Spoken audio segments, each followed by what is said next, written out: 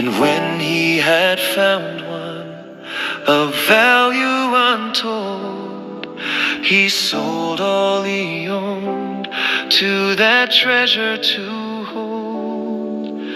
We all are like that merchant walking through the land, trying to discern the ways of life, to understand. We seek a light to shine into our dark night.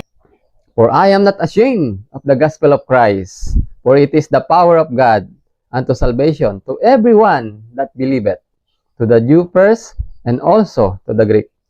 The one thing that is all the world is seeking after is power. Some seek it by means of wealth, others through politics, others through learning. Power is what men desire in this world, and power is what the Lord wants them to have. But the power which they are seeking would ruin them. Ang sabi po dito, ang kapangyarihang ito, na original na disenyo sana, na plano na nais ng ating Panginoon Diyos, ay ang kapangyarihan na siya pong magliligtas sa bawat isa po sa atin. The gospel brings to all men this power, and it is nothing less than God's own power. Jesus Christ is the power of God.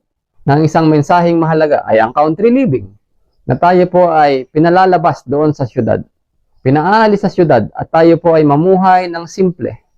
The Son of God himself is this pearl